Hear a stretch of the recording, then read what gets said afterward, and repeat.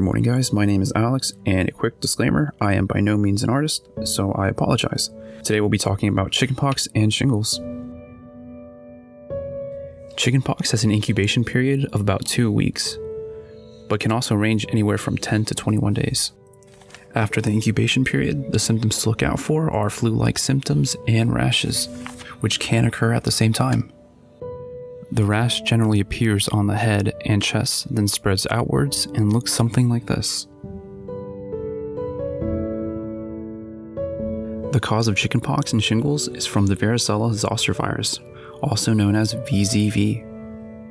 There are 100 known herpes viruses, and 8 of them are known to routinely infect only humans.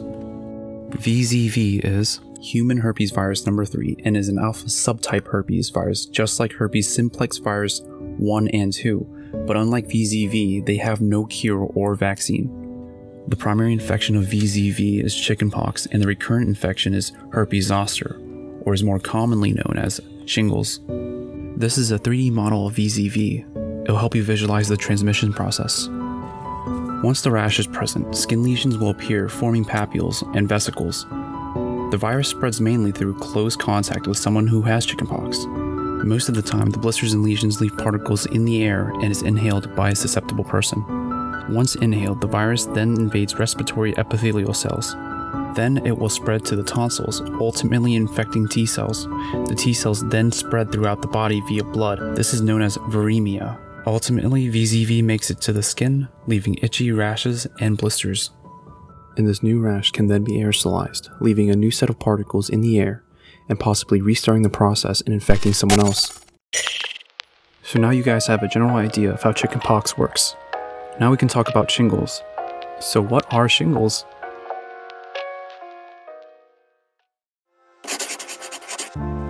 Okay, so we know shingles is caused by VZV, so that means if you get chickenpox, you may also get shingles as well. Shingles is an inflammatory condition characterized by blistering and rashes, just like chickenpox, but is said to be very painful and can last up to 1 month. Remember how I was saying VZV is an alpha herpes virus? Well, what that means is that the virus has the ability to establish lifelong latent infections in the peripheral nervous system. Okay, so things might seem a little confusing, but I promise it all makes sense in just a minute. I'll break it down by animating the entire process, starting from varicella, but this time instead of transmission via airborne, I'll explain it through direct contact. So let's say you've never been exposed to varicella and haven't received the vaccine, and you want to celebrate this peculiar achievement at the happiest place in Florida, Disney World. This is you, waiting in line to take a picture with Mike and Sully. Out of nowhere, a kid with blisters and rashes walks up to you and single-handedly gives you VZV.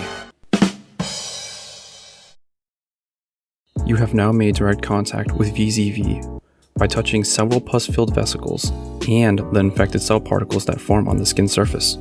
Also, the amount of vesicles or blisters that form over the entire body can range anywhere from 200 to 500. The virus will then spread cell to cell and will also retrograde transport VZV from the skin to the sensory neuron, where it becomes dormant in the dorsal root ganglia.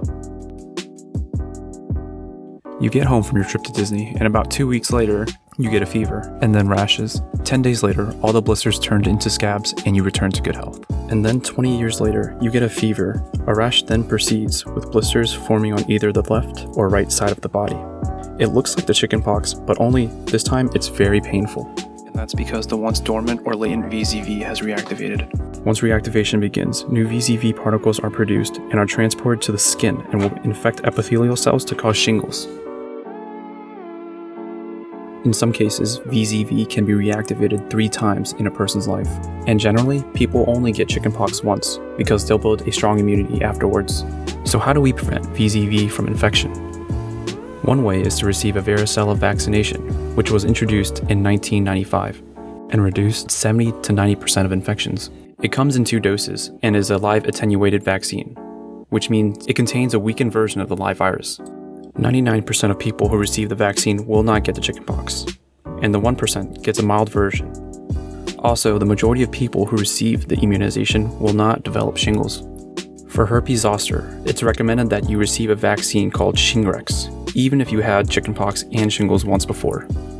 Shingrix contains a dead version of the zoster virus and will produce more antibodies to fight the shingles.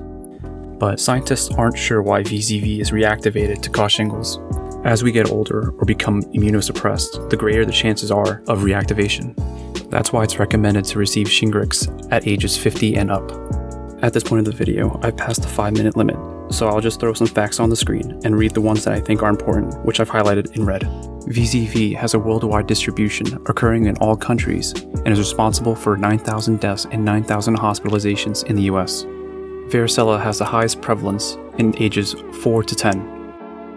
You'll want to avoid aspirin when infected because you can contract Ray's syndrome, which is a rare but serious condition causing swelling in the liver and brain. Pregnant women who have not received immunization have a high risk for complications, not only for themselves but also their baby.